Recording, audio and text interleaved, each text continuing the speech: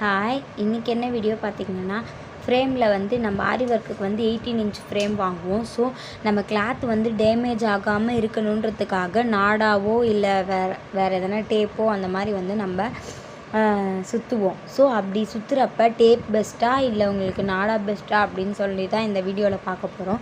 So நீங்கள் நாடாவும் நிறைய பேர் சுற்றுறாங்க. நாடா சுற்றுறப்ப பார்த்திங்கன்னா உங்களுக்கு கொஞ்சம் வந்து தடிமனாக ஆகுது. நாடா வந்து தடிமனாக ஆகிறதுனால கிளாத் வந்து கரெக்டாக வந்து ஃபிட் ஆக மாட்டேங்குது.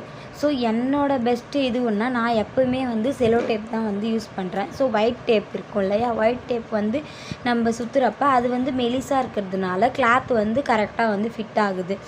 கொஞ்சம் தடிமனாக இது நாடா வந்து சுற்றுறப்ப கொஞ்சம் தடிமனாக இருக்கிறதுனால கிளாத் வந்து கரெக்டாக ஃபிட் ஆக மாட்டேங்குது ஒரு சில நேரத்தில். ஸோ நீங்கள் டேப் சுற்றிக்கிறது பெஸ்ட்டு. சில பேர் நாடாவும் சுற்றுறாங்க,